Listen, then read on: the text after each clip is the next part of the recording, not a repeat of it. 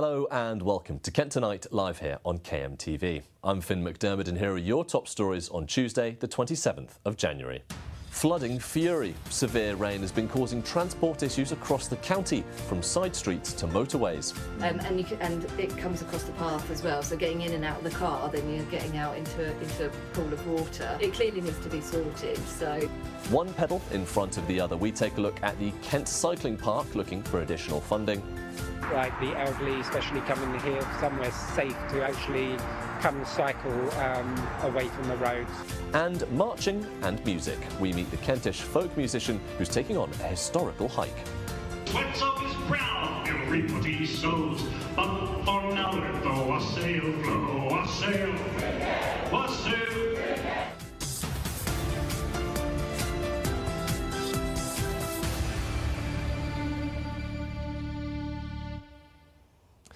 But first, elderly residents in Gillingham have been left housebound after a combination of heavy rainfall and poor surface drainage has caused a road to flood. Osprey Avenue is so flooded, in fact, that residents there are struggling to access their properties and park their cars. Residents say the issues have been piling up for months, but add that the council and local water board haven't been forthcoming rectifying the issue. Our reporter Chloe Brewster is out in Gillingham now with a little bit more on that and just about how this rain has affected people across the county. So, Chloe, first of all, tell us a little bit what has been going on across Kent today with all of the heavy rain. Well, it was a very wet and windy morning for most of us. I don't know about you, but I was woken up this morning here in Medway by the rain absolutely battering the county. It comes after the Met Office issued a yellow weather warning for rain. Now, we've seen that have an impact across the county, the biggest of which was severe flooding in Ashford, which turned bungalows into houseboats. Roads in Woodchurch near Ashford have been left underwater after the worst flooding in a decade. Homes are underwater in Plumtree Gardens, with drains bubbling in full water feature style, and nearby gardens turned into ponds, really. Residents say new developments are adding additional stress onto drains that are already struggling to cope. Now on to Osprey Avenue, as Finn just mentioned. I headed there earlier today. It was after we received videos of what seemed extremely severe flooding. That turns out it was there this morning, but when I arrived about midday today, it was gone. I spoke to residents and they said how it's a repetitive problem. Every time it rains, they're stuck inside their houses. They're not able to get off. Their cars are semi-underwater. Many residents told me it was repeated frustration, with one elderly man and wife telling me the reoccurring floods meant he struggled to leave the house for days with his equally elderly wife. Another resident, a new mother, told me she had just reported the issue to the council this morning after months and months of issues. You can hear a little bit from her now. Anytime we get heavy rain, then it's that drain in particular that floods. And it comes up onto our drive quite a bit as well. So it's happened, I think, a few times over the past few months. It did worry me this morning because it was quite high up. But yeah, just driving off the drive and then back on again. And it comes across the path as well. So getting in and out of the car, then you're getting out into a pool of water. It clearly needs to be sorted. So yeah, hopefully they'll do that. So Medway Council did tell me that they received a report about this flooding on January 9th, though when they inspected it, there had been no issues. This next bout of flooding came with two further reports of flooding, and Medway Council say that their team will carry out a further inspection to determine what the underlying issue actually is. They told me that prior to those reports in January, the last report of a blocked gully in this location was in 2022, although that isn't what residents told me on the ground there today. Thank you so much for your time there, Chloe. Now, a little bit of the weather there from Chloe, but let's find out some more of the weather wherever you are in the county.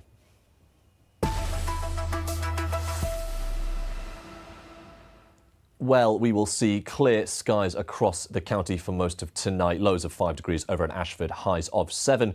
But into the morning, temperatures, well, staying about the same. Lows of 4, highs of 6 in Dover. The yellow warning remaining in place as we enter the afternoon. Highs of 10 across the Medway area, lows of 8. And here is your outlook. Some sun peeking through the clouds on Thursday, highs of 7. Rain expected again, this time on Friday, highs of 9 degrees. Temperatures staying about the same on Saturday with some cloudy skies.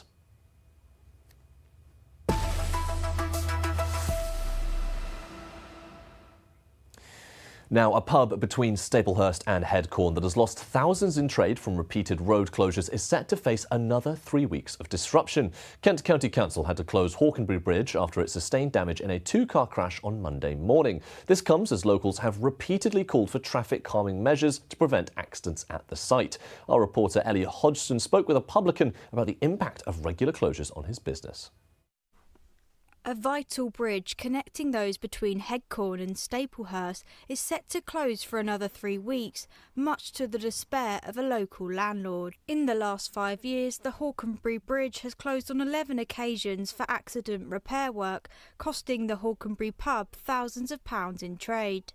In November, we reported that Kent County Council had spent more than £100,000 on fixing the damage in the last 5 years.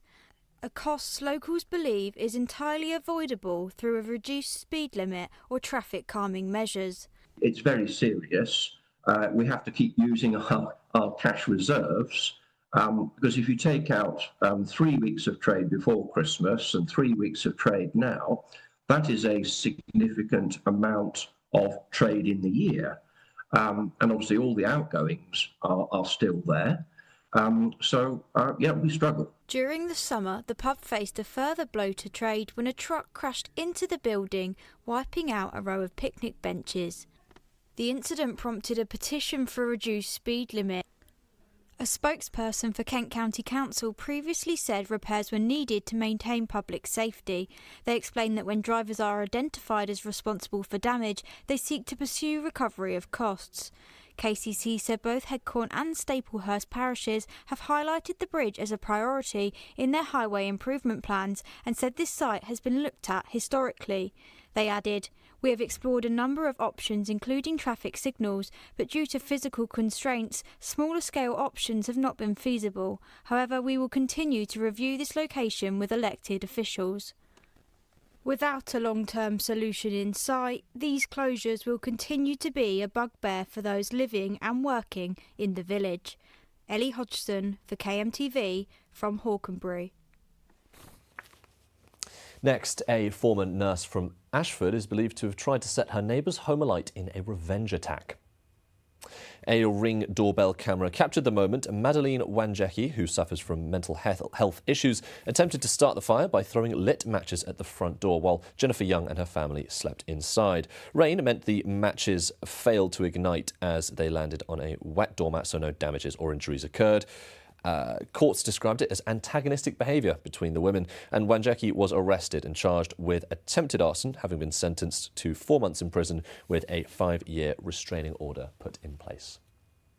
Next, a cycling park in Gravesend is one of many across the country calling for more government funding after British Cycling claimed they've saved the NHS £13 million through making people healthier. Now, whether you're young or elderly, the cycle parks say they cater to everyone and that the funding will help them build new lights to keep sessions going longer throughout the day. Well, I went down to the park to find out more. British Cycling are asking for the government to support another wave of funding for their Places to Ride scheme after they say they've saved the NHS £13 million by making the country healthier. Cyclo Park in Gravesend was one of the 150 sites that opened in 2012 after the scheme began, and it aimed to create more safe spaces for people to learn to bike, especially young people, the elderly and those with physical or mental disabilities, all as a fun way to exercise. We are a centre for movement. It's not just cycling here, but we're very broad in the community. So we'll get young people riding here as toddlers, balance bikes and little scooters. They'll then progress on to learn to ride programs, which we do from 5 years plus. But we're all about kind of families moving together. We've got a big fitness program, a movement program for youngsters, for new mums, all the way up to senior generations. And now British Cycling are asking for people to write to their local MP so that the government will invest in a second wave of funding, which cycloparks say they would use for their disability provisions in their Cycle for All scheme. Now, here at Cyclo for All, they give those with disabilities a chance to get out on bikes like these and like some different types they've got. They've got tandems, they've got bikes you can operate just with your hands, or this kind of trike where two people can pedal at once. So to see how much it helps people and, just to have a ride, David here is going to show me the ropes. Ready? Yeah. Let's go. Let's go. The team added the potential funding would likely go towards more lights for the track, meaning they could keep the sessions going on for longer. and not only just for us, but for the whole of Cycle Park community, like the elderly, especially coming here somewhere safe to actually come cycle away from the roads and the traffic and feel safe when they're cycling. And yeah, so it would be a really big event to happen for us to be able to progress our sessions, even to then possibly look at, is there chances of opening classes in the evening, because if people are at work and they need the adaptive bikes, they might not want to come out when it's pitch dark and things, so being able to then see if we can progress what we offer. Of the £13 million that British Cycling estimate they've saved, this comes from reducing the risk factors to conditions like type 2 diabetes, back pain, hip fractures, as well as mental conditions like depression, psychological distress and dementia. If they do achieve their fundraising goals, they hope the money would mean they can keep their wheels turning and their tracks busy and lit, especially into the winter months for those who need it most. Finn McDermott for KMTV in Gravesend. It's time now for a break, but don't go anywhere. Coming up, we'll be joined by Dr. Dahlia Halpin-Matthews from the Chatham Memorial Synagogue as they host an event to mark International Holocaust Remembrance Day. We'll also have a roundup of all our sporting news from across the county. So don't go anywhere, and I'll see you in a few minutes.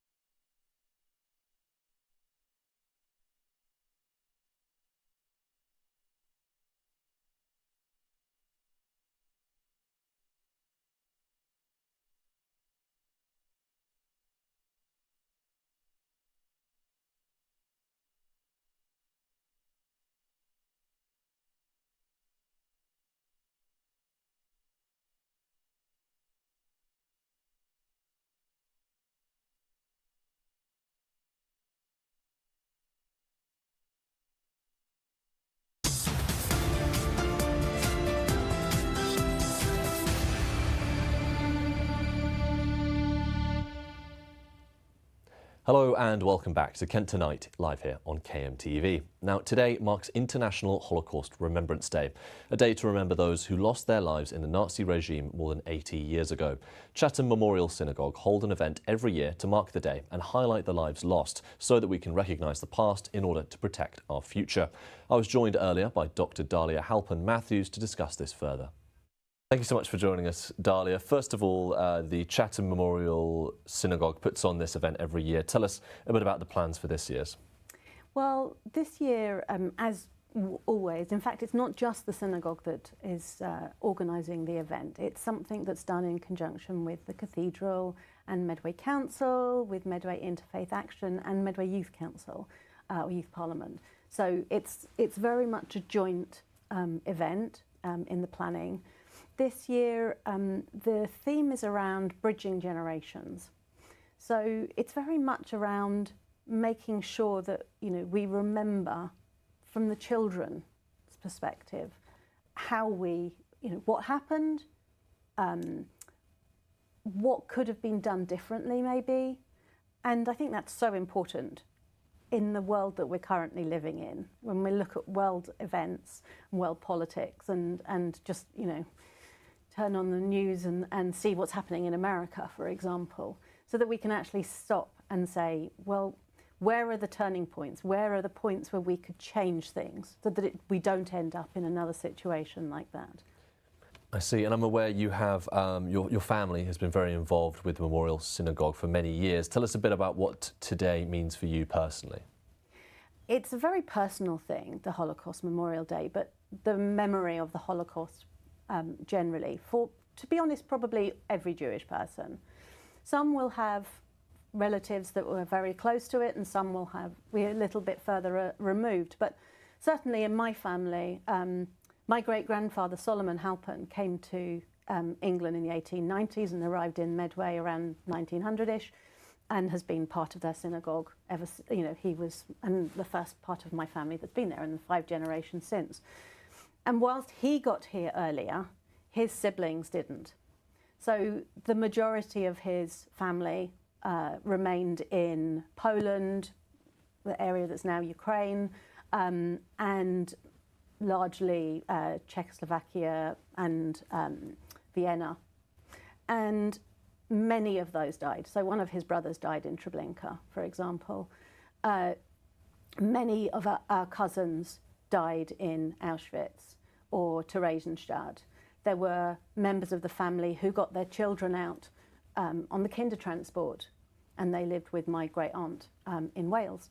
But the parents got as far as Belgium. They lived like Anne Frank in an attic until they were caught and taken to Theresienstadt and then to Auschwitz. Another member of his family, unfortunately, the father died. A lot of people died in around 1938. The mother, Regina, starts writing these desperate forms to try and get out, as many of the family did in 1938, to get out of Vienna. And actually you can see these forms. I have these forms at home. I see. Lastly, if you could just give us one message, if you could say anything to the people of the world with everything going on at the moment, what would you say to protect us against anything like what happened before happening again? What would you say? I would use Joe Cox's words. We have more in common than that which divides us. If we're all the same, why would we be fighting each other like this? And why would we treat each other like that? I see. Thank you so much for your time. You're welcome. Now, a student who helped distract vulnerable Cashpoint users and stole more than £2,500 has been imprisoned for almost 3 years. A CCTV camera captured the thief approaching an elderly man at an ATM in the Medway area as he attempted to steal from him. The 28-year-old student appeared at Maidstone Crown Court last Friday for sentencing. Joe Koseb and an accomplice targeted several ATMs across the county over a 4-week period, amounting to thousands in stolen money. The court heard from those targeted, which included 2 elderly men aged 73 and 87. Hundreds of homes in Rochester are without water after a burst main, forcing Higham Primary School to close. Southern Water says approximately 400 properties are affected. Tankers are being deployed to inject water back into the network, and bottled water is being distributed. Head teacher Mrs. Grattan said the school has no supply, creating health and hygiene risks, so it closed today and cancelled their breakfast club. Southern Water has apologised for this disruption and say teams are working to restore supplies today. Now let's have a look at all your sports headlines.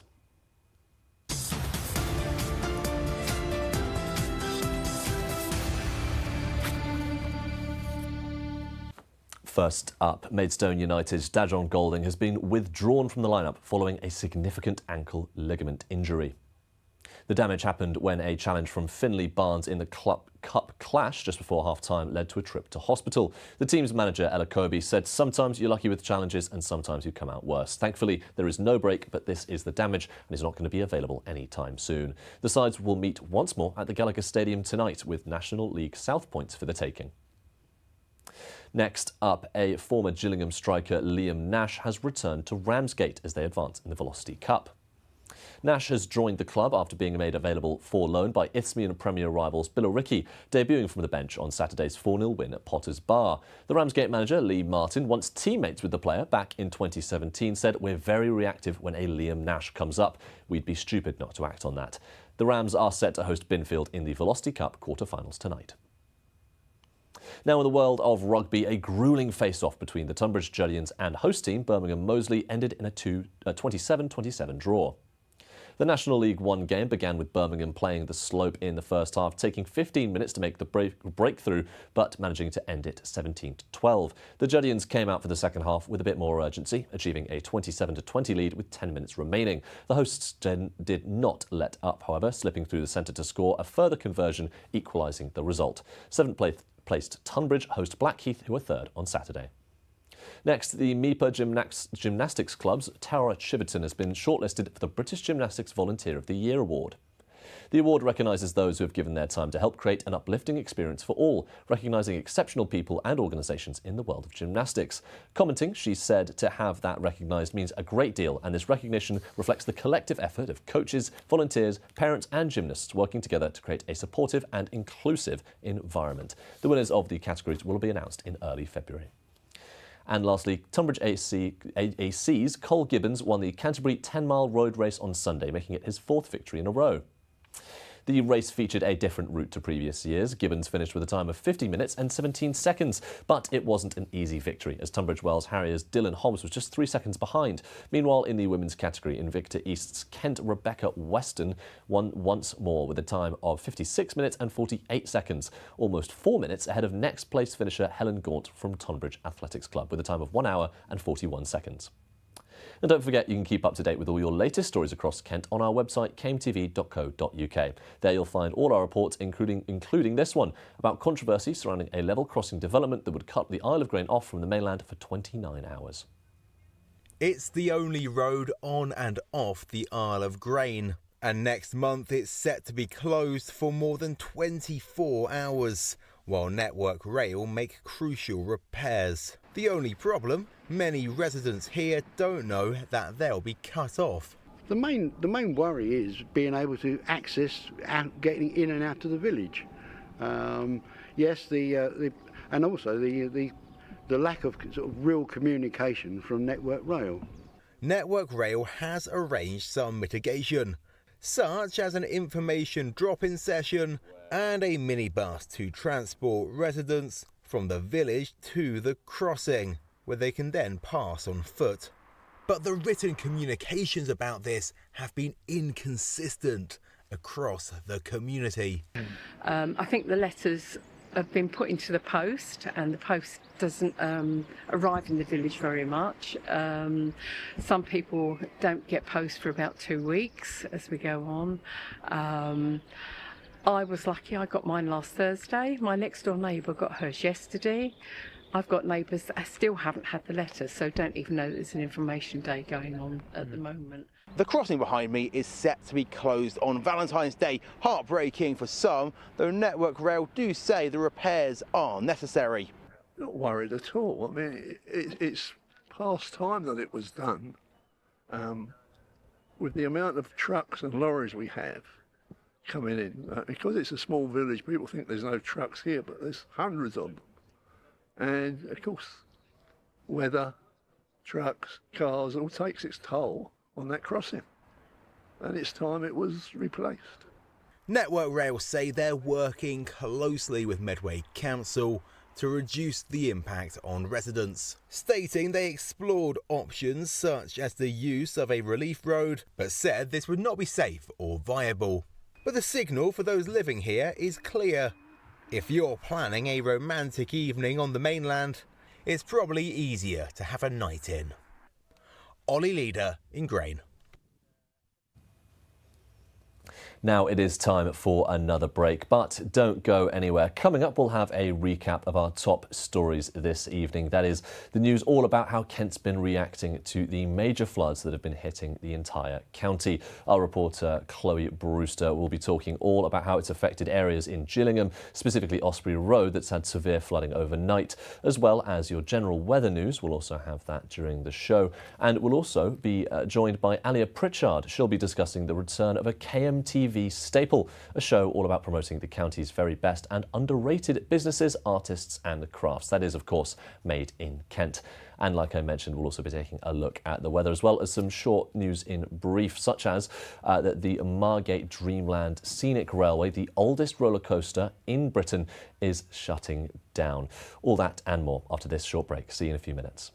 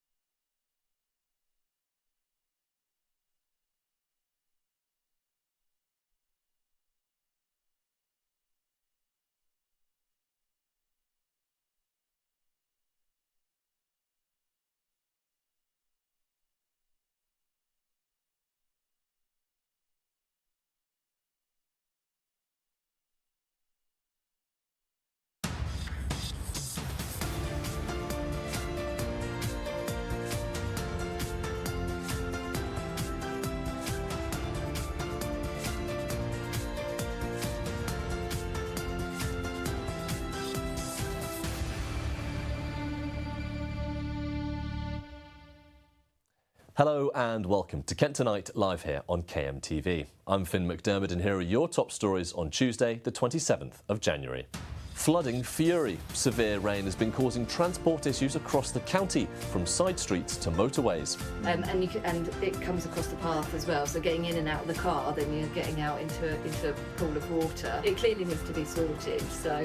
One pedal in front of the other. We take a look at the Kent Cycling Park, looking for additional funding. Like the elderly, especially coming here somewhere safe to actually come and cycle away from the roads. And marching and music. We meet the Kentish folk musician who's taking on a historical hike. Sweats of his brow, he'll reap what he sows. But for now, though I sail, blow, I sail, I sail.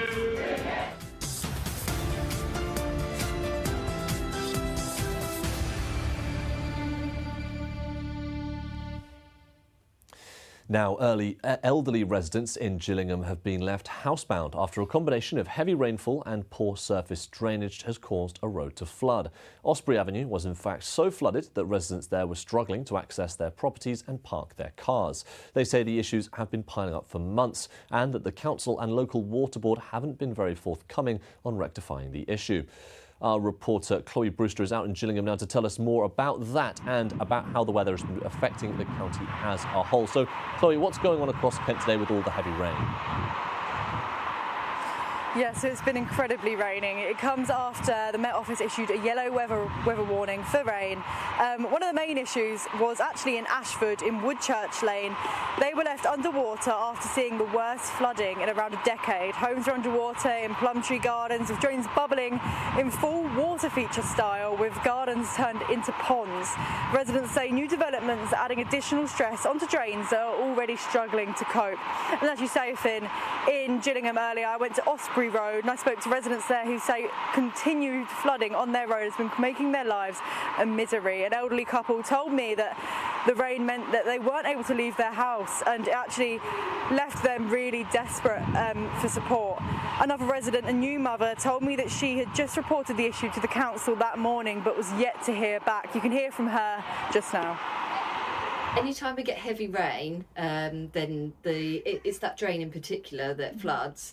And it comes up onto our drive quite a bit as well. So it's happened, I think, a few times over the past few months. It did worry me this morning because it was quite high up.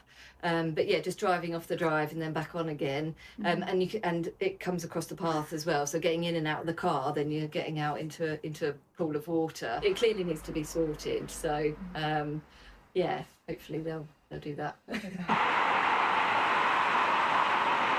Medway Council did tell me that they were there to see whether the flooding was there on January 9th and reported no issue, but they say they're returning after receiving reports today, and they'll do a further inspection to determine what exactly the issue is on Osprey Road. I see. And Chloe, could you tell us a bit about what the traffic's been like? We can see some images of it there. Tell us about how the rain has been affecting motorists throughout today. Yeah, in case I haven't mentioned, I'm stood just near the Medway Tunnel now, which actually didn't experience any issues earlier on today, but plenty of areas around Kent did. There are issues around the M20 with some serious delays. There was a three-vehicle collision involving a BMW near Junction 10A for Ashford. Meanwhile, there were some more pictures that showed a car engulfed in flames on the A229 Link Road eastbound near the turn-off for the M2 in Chatham. There are also issues in Bluebell Hill as well as Tuddington roundabout. Overall, it's a pretty miserable start to the week. You know, it's been chucking it down, it's windy. We've just had to get the umbrella out over here. But yeah, pretty rainy, so let's hope for a bit of a drier week coming up. Thank you so much, Chloe. Well, just as Chloe said there, hopefully we can expect a drier week, and let's find out because it's time for the weather.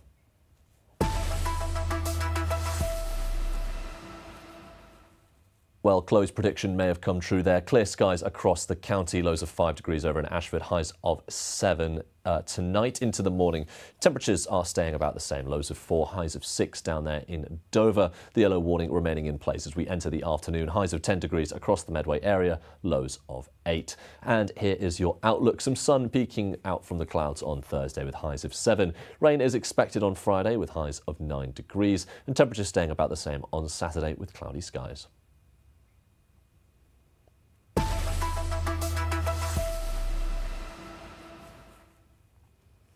Now, Britain's oldest roller coaster, the scenic railway at Dreamland Margate, has closed permanently.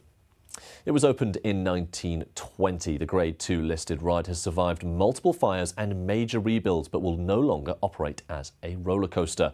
Park bosses say this marks the end of an era, but not the end of the structure. Dreamland plans to reimagine its future use with a pop-up exhibition this summer celebrating its history and a public call for ideas on how to honour the iconic landmark for future generations. Now, a 5-metre-long fire-breathing bird is set to be one of the main attractions of the upcoming Gravesham Lights Festival this weekend. Returning for its 5th year, the festival is set to brighten January nights and will have street performers, glowing monsters made by local families and a giant audio-visual globe. This year's theme, Light and Life, focuses on wildlife and nature, and an art exhibit in St George's Arts Centre will focus on the message. The event, that is free to attend, will take place from Friday to Saturday and be open from 5:30 p.m. to 8:30 in venues across Gravesend. And tonight sees the return of a KMTV staple, the show all about promoting the county's very best and underrated businesses, artists and crafts. It is, of course, Made in Kent, which returns to our channel with a brand new team working behind the scenes, including a few new faces who will be sitting right here. I caught up with one of the show's presenters, Alia Pritchard, earlier. Well, thank you so much for joining us, Alia. First of all, tell us, what can we expect on the first episode of Made in Kent? So it's a weekly show that will be airing each Tuesday on KMTV. And we'll be exploring different parts of the county that people might not know about and the stuff that happens in them. So we'll be looking at local businesses, local artists, and the different cultures around Kent and what that means. So we'll be exploring different topics each week. Brilliant. And tell us a bit about what we can expect on tonight's episode and what the theme is. So tonight we'll be exploring family businesses. So if you like shopping locally, we went to a local farm shop. And if you like automobiles, we went to a car dealership. And if you like just going down to the beach, we did also explore a pub in Whitstable. I see, and you mentioned there that it's all about shining a light on these parts of Kent's crafts that people might not really know. Is there any personal favourites, any highlights from the episode that you think people are going to particularly enjoy? I really liked the farm shop. It was nice to explore kind of local produce and this kind of community feel where people will come together and shop locally. Okay, brilliant. And tell us, what kind of things do you want to highlight going forward? Are there any things that we could expect for future episodes? No spoilers, of course, but tell us a little bit about what we can expect going forward. So we really want to explore loads of different topics. Next week, we're going to be exploring music in Kent. We want to explore crafts and films and just loads of different topics about what's happening in Kent, loads of businesses and little small communities within Kent. Made in Kent there. That'll go live from 7 p.m. tonight, so you can watch it just after this. Now, don't forget you can keep up to date with all your latest stories across Kent by logging on to our website. That is, of course, kmtv.co.uk. And you go onto our top stories tab where you can find all of our different reports, including this one. This one is all about a Dartford resident who resuscitated his wife at the side of a motorway when she went into cardiac arrest. Now, that man was in fact the former Dartford mayor. So a very impressive story there. And we also heard a little bit after that about the CPR on the show and exactly how to perform it. So a vital life-saving skill. So yeah, let's have a look at that report now. You take things for granted and sort of you forget what happened in the past and just carry on having your medication and things. Yeah, until that Monday. Yeah. What started as an ordinary drive home soon became a nightmare for Paul Cutler when he needed to resuscitate his wife at the side of a motorway. When Suzanne, who has battled breast cancer and previous heart failures, went into cardiac arrest in November, he quickly took action. I pulled over onto the emergency lane, which wasn't very wide, so I had to make a very quick decision to just get off the motorway. Hazard warnings on within seconds, jumped out. Annabelle was on the phone doing 999, went round to the passenger seat, unclipped her seatbelt. She was completely lifeless. I grabbed her by her shoulders, just dragged her out of the car, dragged her onto the grass, laid her flat, started performing CPR. Obviously chaotic, lorries, cars zooming past us. And then the air ambulance arrived, people started stopping, the ambulances came, they shut the motorway. You know, it was a major incident. Fewer than 1 in 10 people survive going into cardiac arrest, making Suzanne's case nothing short of a miracle. And although it's been a horrible few months for Paul and Suzanne, they're looking ahead and thinking about how they can raise awareness for the importance of people knowing CPR. It's given us a bit of a journey that we need to go on now. We want to try and educate people. We've spoke about it. Suzanne doesn't really know exactly what happened at all, but Annabelle, my daughter, who's with me, you know, when I've looked at all these bad, poor statistics, we would just love to try and just make people think and perhaps have a look at a video online. Yeah. Perhaps if you work, say, can I go on a course?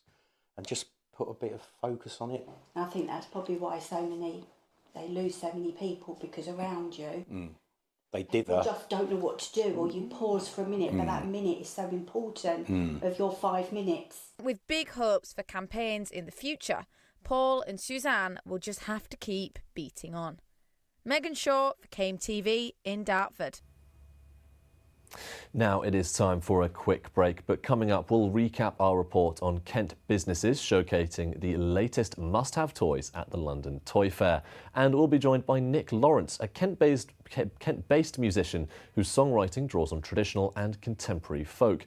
He's also taking on the Saxon Shoreway Walk. We're talking all to him about that. See you in a few minutes.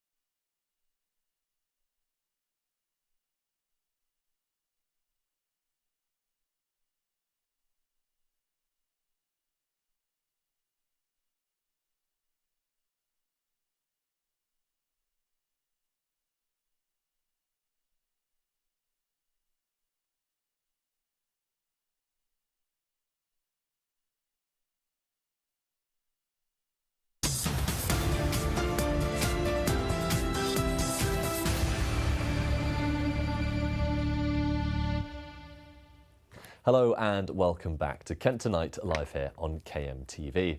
And don't forget you can keep up to date with all your latest stories across Kent on our website, kmtv.co.uk. There you'll find all our reports, including this one about Kent businesses displaying the latest must-have toys at the London Toy Fair. Christmas might have come and gone, but toy manufacturers across the country are already counting down the days until wish lists are made. London's Toy Fair is the biggest one across the UK. And although it draws huge global retailers such as Playmobil and Ravensburger, Kent's businesses can also be found in the toy box.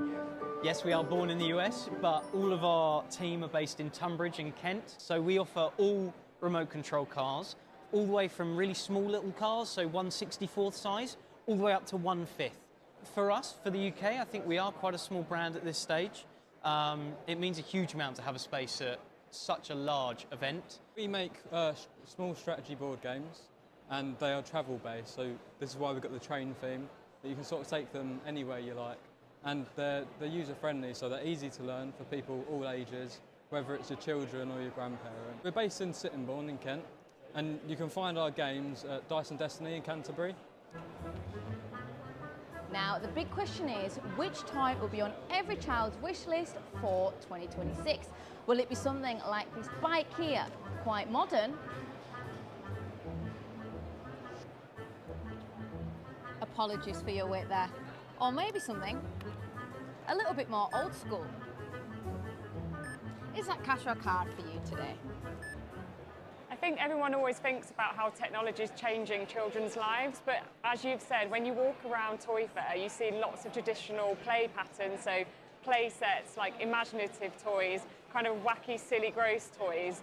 And last year, that part of the industry did really well. So, you know, tech toys only make up a really small % of the market. And actually, what we love doing is what children have loved to do for generations. We like playing with games, we like role playing. And for Folkestone-based Big Jig Toys, making sure their products are unplugged is all part of the fun. There are no screens here. Throughout our whole range of 4,000 products, there are only 3 products that have got a battery, and there is nothing that has got a screen. Big Jigs focuses on pure play, absolute immersion by a child into a wooden product within the Big Jigs brand, and none of that involves screen time. And while children might start to worry about being naughty or nice, toy manufacturers continue to push for playtime over device. Megan Shaw for KMTV in London. A great report from Megan Shaw there, definitely one that everyone in the newsroom was jealous about. Now, another town is also looking to brighten up the winter nights as Maidstone will host a free lantern parade next month. The celebration, taking place on February 6th at 5 p.m, will see hundreds of school children and community group members come to County Hall, joined by KMFM's Rob and Numi. The event will also have a lantern trail, allowing participants to discover light installations, thanks to a trail map launching soon. CEO of One Maidstone BID, Michelle Woodland, said Light Up Maidstone is about bringing people together, celebrating creativity and encouraging people to enjoy everything Maidstone has to offer. Now, this evening, we're joined by Nick Lawrence, a Kent-based musician whose songwriting draws on traditional and contemporary folk, with a focus on storytelling and history. Nick is also taking on the Saxon Shore Way Walk. On the 18th of January 2026, he completed leg 2, walking 10.5 miles from Rochester to Rainham. The Shore Way traces the Kent and Sussex coastline as it would have been in Roman times, running from Gravesend to Hastings. The full route is 163 miles and is being completed over several months. And I'm pleased to say that Nick is here with me now. So thank you so much for joining me, Nick. So like I mentioned there, you are a musician based in Kent. First of all, I'd love some information and some background on your new song, The Day the Heathens Came, and what inspired it. Basically, I was writing, there's a lovely little magazine called Bygone Kent, which has been going since the 60s, historical magazine. And I was writing an article for them about the Vikings in Kent. And it turns out there's lots of historical evidence, there's charters, there's chronicles, but there's practically no archaeological evidence. And but I came across this excerpt in the Anglo-Saxon Chronicle that in 991 AD, about 90-odd Viking ships rocked up off the coast of my hometown of Folkestone, or Folkestone as it was known in Folkestone, and raided the place, probably because we had a nunnery there, St Eanswift's Nunnery, which has long since gone over the cliff top. Right, I see. a lot of your music takes a lot of Kent's history as inspiration, and there's one particular one. Is it a wassail? Kentish wassail. Kentish wassail. So these wassails, they're in different parts of the country. I believe there's a Yorkshire one, there's a Cornish one, and we actually have a clip of your Kentish wassail, so we can listen to that now. And I'd love to hear a bit more about the wassail. So let's have a quick listen.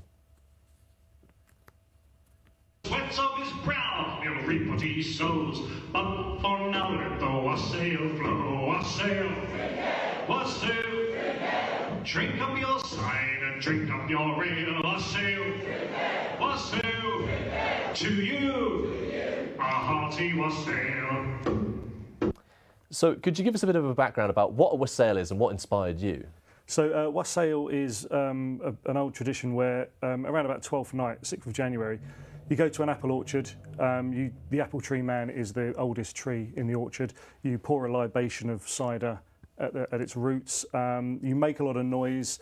You drink hot spiced mulled cider, and you do something called yowling, which is making a lot of noise to scare away the evil spirits and ensure a good crop. Wassail also means, it's an old Anglo-Saxon word which means something like good health or be healthy or good fortune. So when someone says to you wassail, you say drink hail as a salutation back. I see. And what inspired you to create a Kentish wassail? Well, I like trad folk, and I was looking, as you mentioned earlier, there's Gloucestershire folk, Cornish folk, sugar folk. Here we come a wassailing Gower wassail, and I couldn't find a Kentish one, so I thought I'd better write one before someone else gets in there and does it. Brilliant. Well, it's always interesting to hear about historical context being put into modern day music. Now, moving on to the Saxon Shoreway. Tell us a bit about why you started this challenge. So just after lockdown, like a lot of people, my friends and I having a few sort of mental health issues.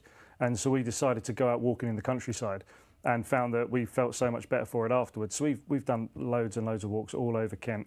Earlier on last year, for my birthday, I got a group of guys and we did the Royal Kentish Camino, which is from 23 miles from Canterbury to Lyminge to Folkestone. Really, really enjoyed that. And then we thought, well, let's do the Saxon Shoreway. It goes all the way around. It'd be a nice project for a year or so. Because of family commitments and work commitments, we kind of can't do it all in one fell swoop. We have to mix it up. The first one we did was 20.5 miles, and then we realised actually we were just going so fast that we didn't have a chance to relax and, you know, look at some churches, go into a few pubs for a swift half, you know, and just generally enjoy what we're doing. So we've reduced it now to 10.5 miles, although the last one went a little bit over because we digress and, you know, get lost sometimes. But I see. I mean, with, you know, the modern day challenges like Strava and things, maybe it's time for us all to sort of slow down and take in the scenery. Tell us a bit about that journey and about the sort of sights you've seen. Well, so the really beautiful one in the first leg was when you're coming across the bridge to Rochester, and all of a sudden the cathedral and you can see the cathedral and the castle just kind of rise up. But a lot of it is obviously going through countryside. You know, we get the chance to do a bit of foraging, or we will do certainly. The first leg there were still some sloes out, so we managed to bag some sloes. They're always good in gin. This time around, obviously, there was still a lot of berries out, but not necessarily berries that you'd want to eat. Quite poisonous. You've got to be careful of those. But two of my friends who I go with are very knowledgeable about the plants and the trees and what to eat and what not, so I'm learning through them. Wow, amazing. Would you recommend foraging to other people? I can't say it's something I've ever done here in Kent. I would definitely recommend it. There's a really cool local company called Jack Raven Bushcraft, and they do a foraging day, which is where I went, and they teach you, it's all about positive identification, so yeah. I see. Well, maybe foraging might inspire your next song. Tell us a bit about your music at the moment. So you've written, obviously, The Day of the Heathens. Tell us more about what you're working on at the moment. So at the minute I'm working on a traditional folk. There's such a back catalogue of traditional folk which I loved growing up and want to get through. So I'm just currently finishing off an EP which is 5 traditional folk songs in the Rood, or the Roud, however you want to pronounce it, doing a country EP, and then next year I'm going to go for a full album of country music with songs like I'm a Child of Ash and Oak. There's another one which I can't say live on TV because there's a profanity in it. Thank you. But yeah, so but there's loads and loads of gigs. I'll be up and down the country this year at various folk festivals performing. So brilliant. Tell us a bit about that travel. Tell us about the journey where people can watch you. So so I'll be up in near Norfolk, near Kings Lynn, Folk in the Field. I'm going to be in Cromer. I've got a little tour going down in Cornwall, end of March, early April. I'll be going 5 or 6 nights in Cornwall in 1 week. So I'm going to just kind of go down and sleep in my car and try and. I wanted to do a little tour, so that's what I want to do before I get too old and can't do it anymore. I see. And I feel like a lot of the time Kent is in a corner of the county. So how important is it to you to almost, back in the day, back in ancient history, you would have had bards travelling the land, spreading songs, and that was how information got around. Is it sort of like what you're doing now? You're going around spreading the songs of Kent in a way? Well, I mean, I would like to think I'd be spreading more of my own kind of things. I got a call from someone the other day. They wanted to sing my song at one of their wassails, and I thought that's probably the biggest compliment a songwriter can have, is someone else covering your songs. But yeah, I just want to travel up and down the country, perform, and hopefully won't have people throw anything at me. I see. Well, thank you so much for joining us, Nick, and really appreciate your time. Thank you.